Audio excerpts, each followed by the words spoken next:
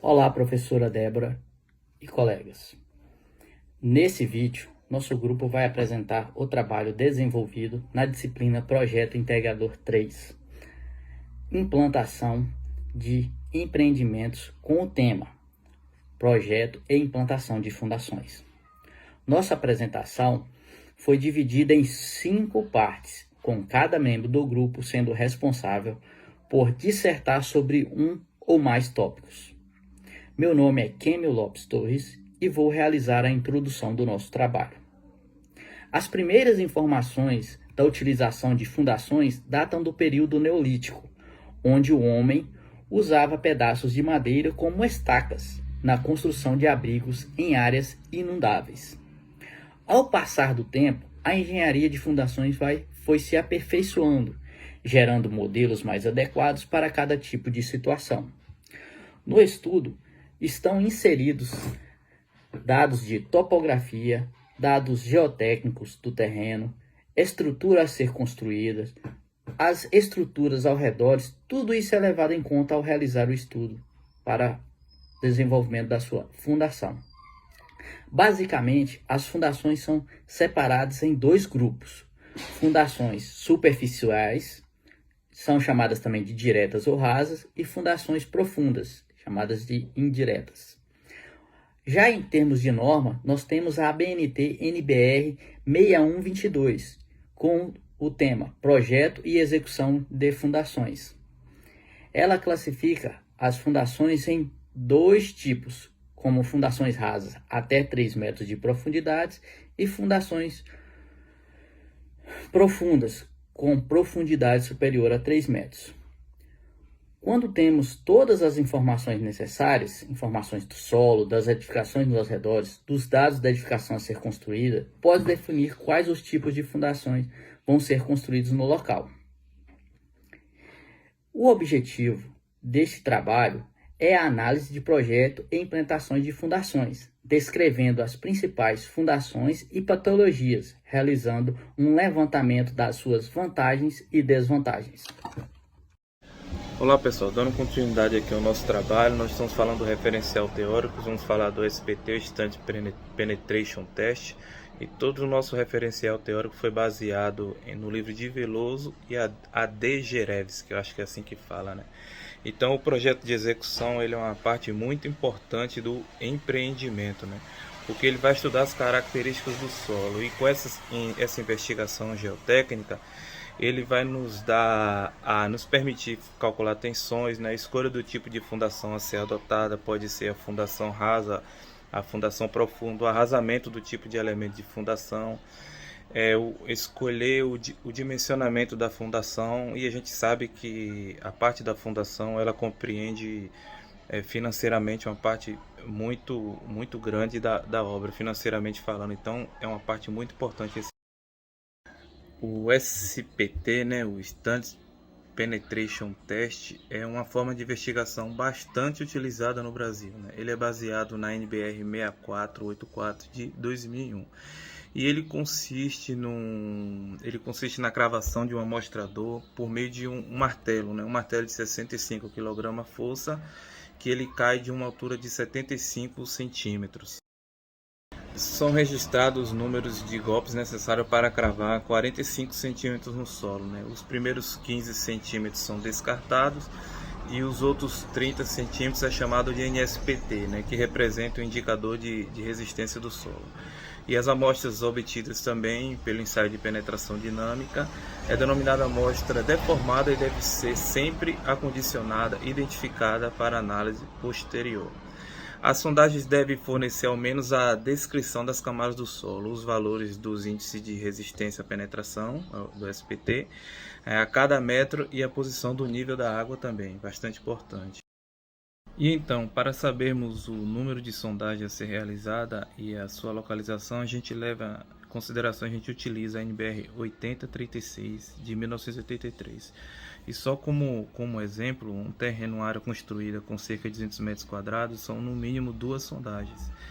E de 2.000 a 2.400 metros quadrados, que é o que a norma indica, no mínimo 9 sondagens. Acima disso, vai variar de acordo com o projeto, né? De acordo com o tipo de edificação, das características de sua estrutura, de suas dimensões em planta, da forma de carregamento da área e das condições geotécnicas e topográficas, define-se a profundidade de sondagem pela cota em que o solo não é mais solicitado significativamente. Então, o solo perfurado ele é extraído com auxílio de um trado, e quando esse trado atinge o nível da água, é substituído por um trépano normatizado, né, que desagrega e extrai o solo com auxílio de circulação de água, né. Esse tipo de sondagem ele é utilizado até que o solo se torne impenetrável para esse método. Boa noite, professora Débora, boa noite, colegas. Meu nome é Leandro, falando um pouquinho ali sobre as fundações, né, do nosso trabalho de gerenciamento de obras. Resumidamente, temos dois tipos de fundações, que é fundação de superfície ou fundação rasa, que são aquelas ali para no máximo 2 metros de profundidade. Elas são usadas em solos com maior resistência, né, resistências acima de 4 kg por centímetro quadrado. Terreno bom, né, classificado como bom. E temos as fundações indiretas ou profundas, que são para solos com resistência um pouco mais baixa, resistência inferior, solo de qualidade um pouco inferior, e elas têm sempre uma profundidade maior. Elas devem ter no mínimo 2 vezes a menor dimensão da base em planta. Nos dois tipos temos alguns subtipos, né? Para fundações rasas nós temos ali a sapata isolada, que é um concreto simples ou armado, vai de projeto para projeto, e temos a sapata associada, que seria a isolada, porém associada em 2 ou 3 pilares.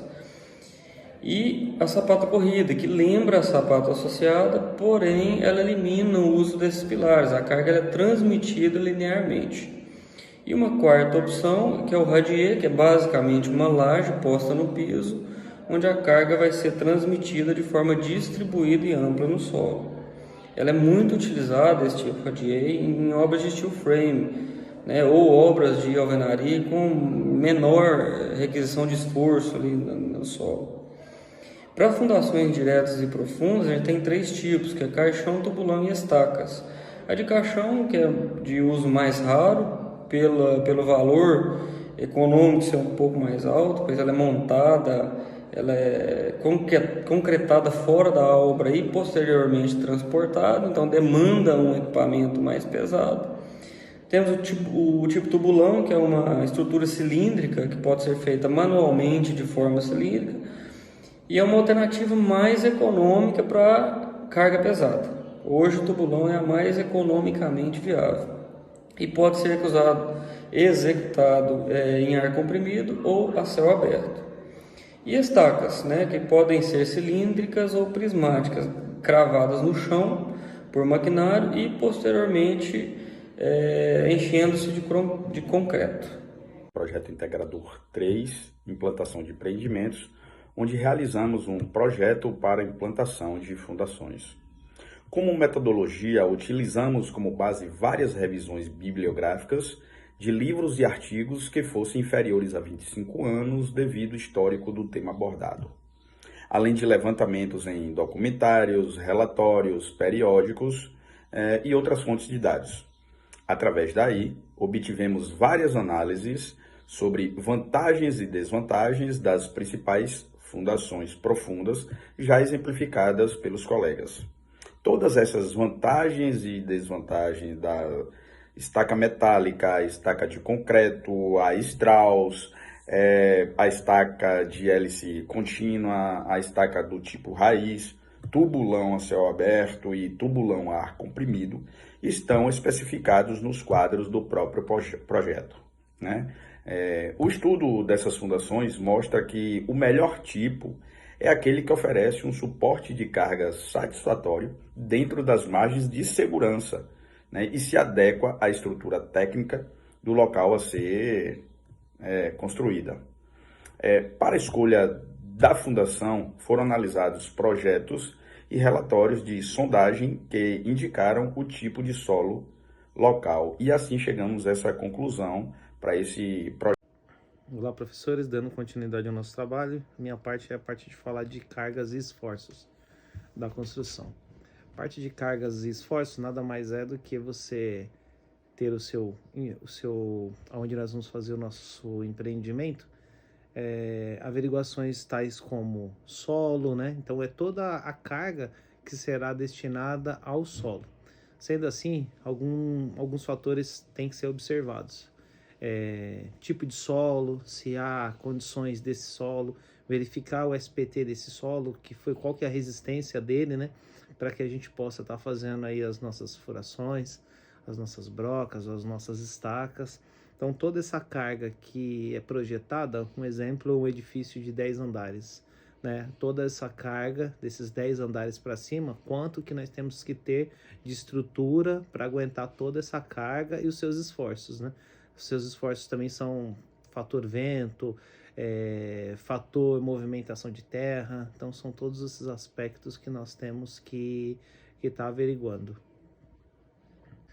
E agora vamos falar um pouquinho sobre recalque, né?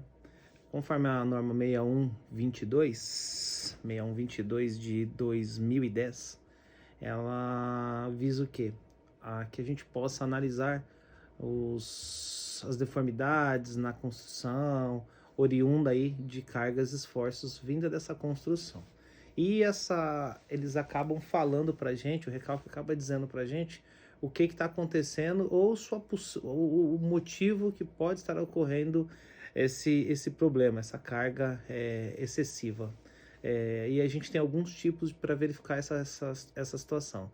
Seria a fissura, a trinca e a rachadura, né? Então são 3 tipos de patologia. São fissuras, que bem até 1 milímetro, menos que isso.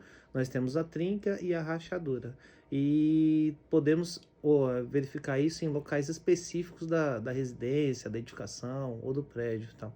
Algumas coisas que a gente observa também na questão do recalque, uma coisa muito importante é qual o tipo de solo que foi feito, que o empreendimento está, né, que a construção está, se o solo é argiloso, se ele qual o tipo de solo, para saber a resistência dele, para saber quais são as ações que vamos ter que tomar. Bom, minha parte é isso, professores, muito obrigado.